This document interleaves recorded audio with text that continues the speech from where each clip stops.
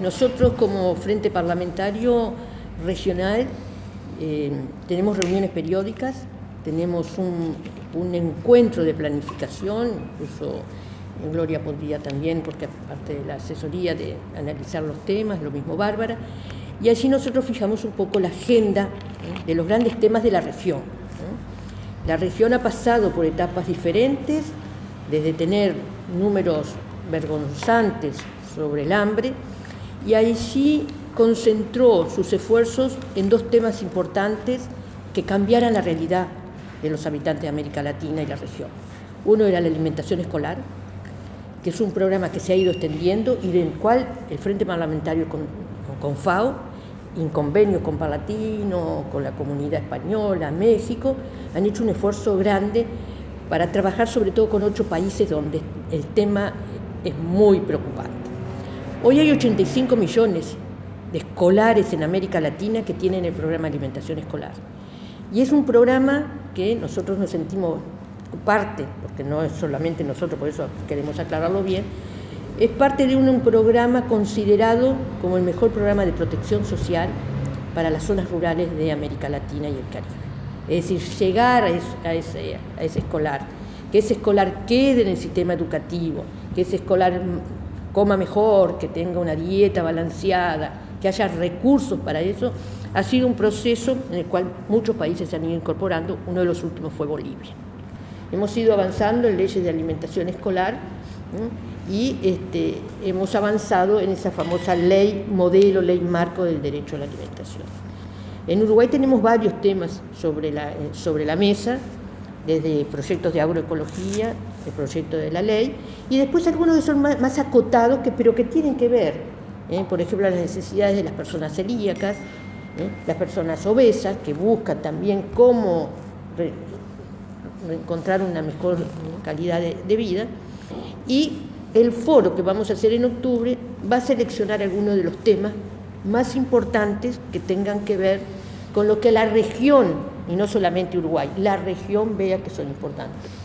Yo creo que cuando FAO tomó la decisión de incorporar dentro de sus propuestas el atacar esto, realmente le dio al clavo, porque los parlamentarios somos los que realmente tenemos la habilidad y la virtud de poder tomar decisiones para un país, y lo que queda en una ley pasmado, pues ya es lógico que ya eso es una gran fuerza, y de hecho lo hemos vivido bajo otras experiencias donde muchas veces un diputado por una iniciativa propia pone en corriente legislativa un proyecto de ley, se aprueba, y después de que está aprobado es cuando usted ve a la población que viene a reclamar y dice que aquella ley le afecta.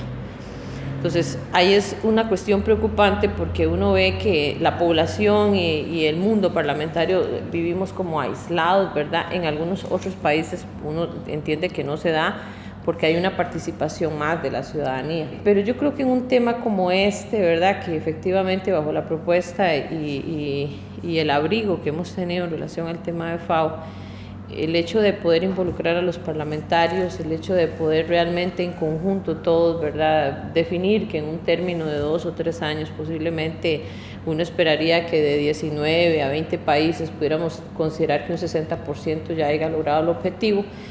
Creo que ahí es la única forma que vamos a poder ver los resultados de forma inmediata, ¿verdad? Donde todos los países automáticamente, donde países hermanos míos estamos tomando una decisión, incluso dejamos de ser países y realmente nos volvemos una comunidad, porque eso ya no es un asunto del día del evento, sino que más bien debemos de tratar de conectarnos con cada uno de nuestros países para que todo el evento pueda ser visible, porque se están tomando decisiones de las cuales todos nos vamos a ver beneficiados. Indirectamente es un aprendizaje para nosotros mismos, ¿verdad? Se han hecho modificaciones en la alimentación de las familias de cada uno, porque ya uno va creando esa conciencia, y sobre todo que resalta la parte más interesante de todo esto, cómo la sabiduría de nuestros abuelos, ¿verdad?, hoy tiene que volver a ponerse en las mesas, porque realmente ahí es donde uno ve como ellos tenían por costumbre, y yo fui una de las que lo viví, ¿verdad? Todavía teniendo, no sé, 9 años, me tocaba que ir con mi papá a recoger la cosecha de frijoles,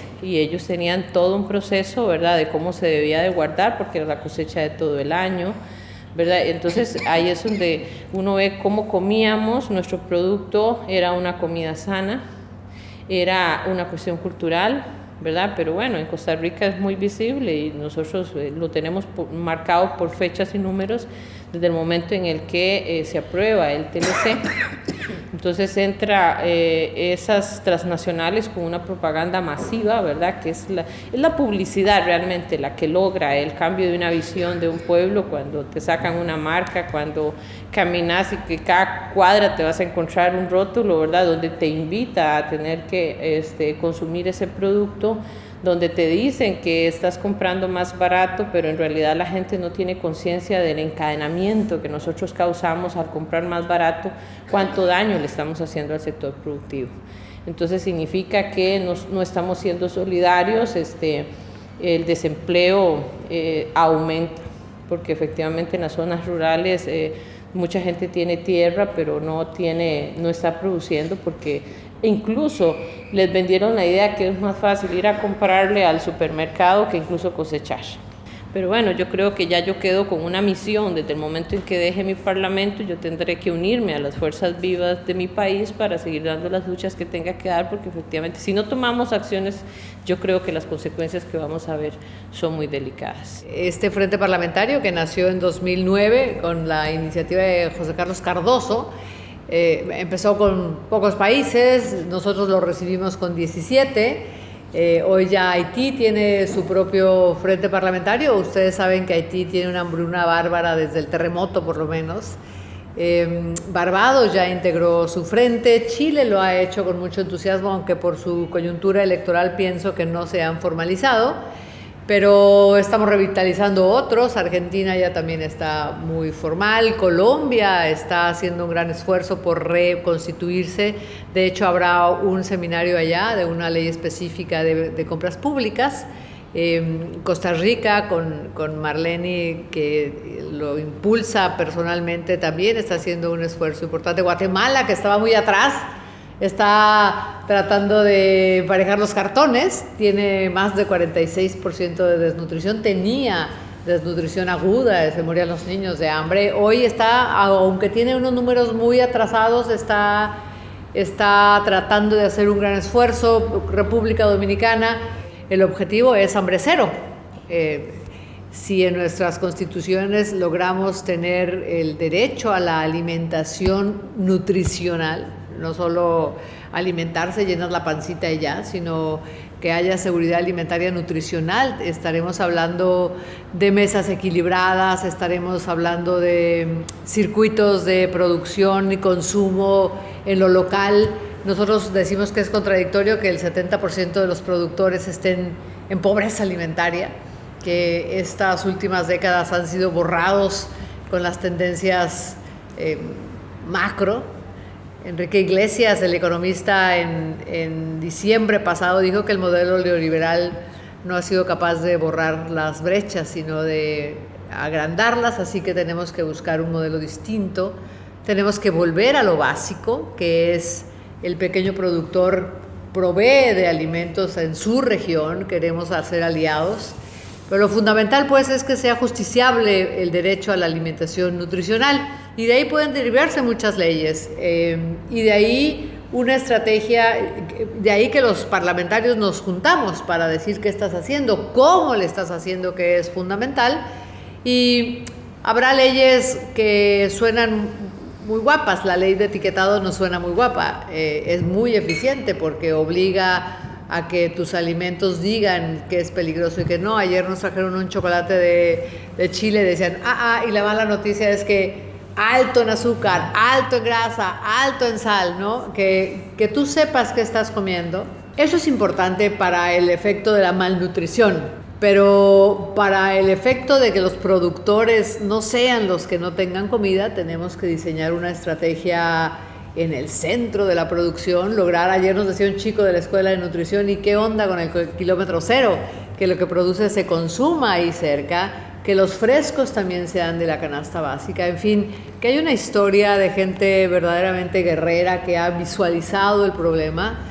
Lo diré en este conversatorio, a los políticos nos importan los votos. Es lo que nos mantiene en una función, y ayer lo decíamos, puede ser que con muy buena intención, habemos políticos que de verdad queremos servir, pero no podemos llegar sin votos. Si nosotros insistimos en el tema del derecho a la alimentación y vienen las grandes transnacionales y nos derrumban o nos opacan o nos hacen campaña en contra, pues nosotros solos no podemos, de tal forma que necesitamos que gente como ustedes esté con nosotros, que difunda con nosotros cómo es elemental el derecho a la alimentación, que difunda con nosotros que los pequeños productores pues a lo mejor no tienen la capacidad de venir a cabildear, a intentar sabotear alguna ley nuestra, pero también son importantes, así que es un tema de fondo que no queremos que nuestras agendas se vaya abajo de la papelera, sino cada vez tener más posibilidad de dejarlo en primera línea, de que muchos legisladores digan sí es importante, hombre, y tiene un buen costo político, así que aprobemos. Los parlamentarios, la sociedad civil tiene que estar informada para defender su derecho humano a la alimentación adecuada. La sociedad no puede defender su derecho si no está informada, y ahí es donde ustedes entran. Es decir, ahorita hay un comunicador, pero para nosotros también es un gran logro porque usted puede ir replicando el mensaje, ojalá sean más, porque la sociedad no puede si no está informada, no puede reivindicar su derecho. Es un derecho que el Estado tiene que garantizar, pero si no saben, no solo porque esté reconocido en la Constitución, no solo porque haya leyes que lo defienden, que para eso están trabajando el mundo parlamentario, no se van a poder ejecutar, no se van a hacer reales. Entonces, ustedes tienen un rol protagónico, y en este marco de las alianzas que comentaban las parlamentarias, no pueden ir solos, tenemos que ir de la mano con los periodistas, con las periodistas, solos no vamos a llegar a las cifras. Entonces, ojalá que este foro de octubre sirva como un precedente para unir más esfuerzos y que ustedes se sumen a esta lucha y vayamos juntos caminando. Hemos visto, y también en el marco de las alianzas, que no se puede trabajar sin la empresa privada y sin el consumidor.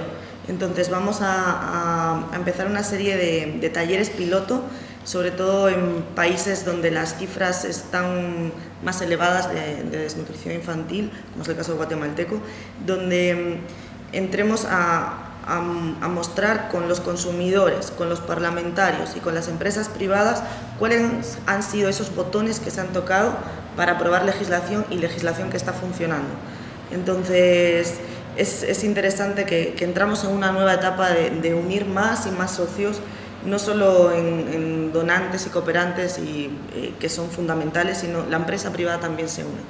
Así que bueno, cualquier pregunta que tengan, con mucho gusto les contestamos, y vuelvo a hacer el llamado al mundo de los periodistas de que si no se suman a esta causa no vamos a conseguir nada. Si la sociedad no está informada, no se va a conseguir nada. Lo que decía la diputada Marlene, muchas veces las personas, cuando la ley ya está aprobada, es cuando van. Por eso los periodistas tienen que estar desde el momento inicial haciendo esa fiscalización, haciendo ese cabildeo, para que pueda sumarse más y más personas y hacer la gobernanza de la que hablaba la senadora Calderón. Solo así esa ley va a ser una ley que se pueda fiscalizar, que se pueda ejecutar. Así que una vez más, en el foro van a tener las puertas abiertas de su casa, ojalá lo puedan replicar a otros compañeros, a otros medios, porque es una lucha común, no basta con las cifras de 34 millones de personas, no, son niños y niñas que no van a desarrollarse nunca bien. Y cuando alguien te pregunte como periodista, como diputado, como sociedad civil, ¿y tú qué hiciste? Oye, yo desde mi rol de periodista hice esto. Yo sumé, más, menos, pero yo la hice. Por eso queremos que estén con nosotros. América Latina es un continente muy diverso. Hay países insulares en el Caribe que importan el 80% del alimento que necesitan. Y hay países como nosotros que exportamos el 80% de lo que producimos. Eso no nos hace mejores ni peores a nadie, nos hace muy diversos. Hay países que tienen que, cuando legislan, negociar con empresas que son las que les proveen desde el exterior de gran parte de los alimentos, y esa es una negociación diferente que la que tenemos que hacer nosotros cuando regulamos. De que Uruguay se ocupó tempranamente de este tema, hace 100 años que se preocupó de que en cada escuela, cada niño tuviera un vaso de leche. Empezó por eso. Después se fue preocupando de que a los huérfanos no les faltara comida. Era como una sensibilidad social. Después fue avanzando y preocupándose de la calidad de los alimentos. Van cambiando las épocas. Por lo tanto, no hay un momento en que se puedan hacer todas las leyes que solucionen todo, aunque se quisiera, porque van cambiando las situaciones. Y Uruguay cambió, pero nosotros tenemos ciertos desafíos. Guatemala tiene otros, Costa Rica tiene otros. No todos tenemos los mismos desafíos, pero es verdad, la región presenta un desafío muy importante de sobrepeso y obesidad, porque los hábitos alimenticios no han ido cambiando de acuerdo a cómo cambian las pautas de vida. Entonces, entre varios temas, no hay solo una razón tampoco, por lo tanto no es una ley que pueda solucionar todos los problemas. FAO le da gran importancia a apoyar esto para vincular al Poder Ejecutivo, como decía Luisa María, con el cual siempre hemos trabajado, con el Poder Legislativo, con la academia, con la sociedad civil y con el sector privado. FAO apoya una metodología de desarrollo legislativo fuertemente consultada y razonablemente consensuada. Por eso apoya a los países a que, al desarrollar sus leyes, no trabajar solo con el legislativo. FAO tiene una división de apoyo legal al desarrollo. Son juristas internacionales que apoyan cómo se deben hacer las leyes, pero no solo con el Poder Legislativo, también haciendo las consultas con el Poder Ejecutivo, con la sociedad civil, con los involucrados y con las empresas, con el sector privado. Entonces, lo que esta gente que muchas veces escuchamos cuando los parlamentarios se insultan y opinan diferente y dicen esto y lo otro del otro, y pocas veces escuchamos cuando hacen estas cosas constructivas, porque acá hay parlamentarios. En Uruguay el frente está formado por parlamentarios de todos los partidos, pero en los otros frentes también, porque FAO lo promueve eso.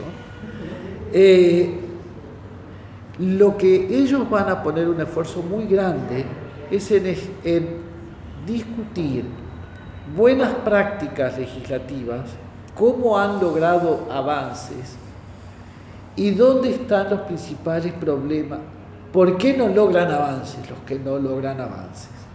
Van a tratar de conversar eso, porque no todos los países tienen los mismos desafíos legales. Nosotros tenemos algunos, Nicaragua tiene otros, Brasil tiene otros, a veces por tamaño de país, pero a veces porque son muy diferentes. Entonces, a mí me parece que la riqueza del foro, que es bien interesante, es porque vamos a poder, además de contar con la presencia de más de 70 legisladores de Latinoamérica, además poder escuchar de ellos cuáles son las prácticas legislativas que les dan buenos resultados, para ir aprendiendo una mejor forma de hacer las leyes que después el Ejecutivo pueda llevar adelante. Digamos, hay un punto único. Lo que pasa es que hay países que efectivamente sí lo sufren y otros países que no lo sufren. O sea, ¿por qué el tema es sensible? Bueno, porque esto es un gran negocio. La comida es un gran negocio. O sea, todos tenemos que comer. Entonces, las transnacionales en algún momento determinaron que efectivamente aquí era donde estaba el éxito. Y sobre todo cuando se les ocurrió construirse en corporaciones. O los intermediarios. Entonces, cuando ellos encontraron esto, ¿verdad? Y cuando les vendieron, hicieron cambios de actitud cultural dentro de las poblaciones, en donde les dijeron el arroz, por decirlo así, El arroz tiene que comérselo, cómprelo porque tiene que buscar el de la bolsa blanca, que el arroz se vea lo más blanco posible. O sea, estás comiendo un pasto, porque todo lo fortificado se perdió, porque ¿cuál lo tenía? El arroz que efectivamente se cosecha en finca, ¿verdad? Que es un arroz oscurito. Uno ve cómo nos lograron, por eso les digo, la publicidad hoy es masiva cuando nos invita a tener que comprar lo que ellos dicen. Entonces, por eso es que la palabra soberanía es como la palabra bendita, porque es realmente poder defender lo nuestro. Nos robaron en algún momento, y en Costa Rica fue como en 1984, que llega nuestro presidente, ¿verdad? Don Oscar Arias, y logra negociar con todas las entidades internacionales que Costa Rica tenía que hacer ese cambio. Y la destrucción que causó ha sido pero tan inmensa, que hoy Costa Rica uno recorre miles de hectáreas en desuso. Entonces, en el frente, ¿qué es lo interesante? Ya, y que a mí me da envidia a ellas, y entonces yo estoy tratando de acercarme al trabajo que ellas han hecho, ¿verdad? Y poder lograr que nuestros países tengan números diferentes. Y tratar de decirles al resto de los compañeros, mire, únase, porque todos tenemos que realmente dar esta lucha. Yo creo que Latinoamérica hoy realmente se está viendo como una comunidad. Ya no somos países, somos uno solo. Uruguay tiene 3 observatorios vinculados con la alimentación. El Observatorio de Seguridad Alimentaria y Nutricional del Instituto Nacional de Alimentación, el Observatorio del Derecho a la Alimentación de la Facultad de Derecho de la Universidad de la República y el Observatorio del Derecho de la Alimentación de la Escuela de Nutrición. ¿Cuál es el aporte que podemos hacer nosotros, además de lo que ya explicaron las legisladoras? Es también mantener ese enfoque de derecho y trabajar por el tema de la justiciabilidad, porque si el derecho es exigible, también tiene que ser posible que quien siente vulnerado su derecho tenga la posibilidad de reclamar que pueda acceder a su ejercicio. Y en ese sentido nosotros estamos trabajando, es decir, en realidad FAO abre un espectro bien interesante donde se involucran los poderes legislativos, los poderes ejecutivos y además la academia, a través de un apoyo que FAO le da a la academia para hacer este desarrollo. Entonces, creo que esto nos va a permitir ir dando saltos cuantitativos y cualitativos. De hecho, además el Frente ya exportó el know-how a Europa y a los lugares, a África, pronto en Japón, y nosotros como observatorio estamos haciendo lo mismo, es decir, porque además estamos integrados al observatorio de la región y la Facultad de Derecho integra la Secretaría Técnica del Observatorio de América Latina y el Caribe, y hemos dado ese paso acompañando a la evolución del Frente Parlamentario hacia Europa, y ya estamos, ya se instaló una red de universidades en España que pronto van a tener su primer observatorio. Entonces, si hablamos de derecho, tenemos que hacer posible que ese derecho además tenga un enfoque integral, porque no estamos hablando solamente de comida, estamos, como tú lo decías muy bien, ¿qué pasa con la educación? Bueno, ¿qué pasa con la educación? ¿Qué pasa con la vivienda? ¿Qué pasa con el acceso al agua? Es decir, ¿qué pasa con el respeto de la diversidad cultural? Porque es decir, eso también, las prácticas culturales y las costumbres hay que contemplarlas, y bueno, yo creo que es una empresa en la que todos estamos aportando desde nuestro lugar.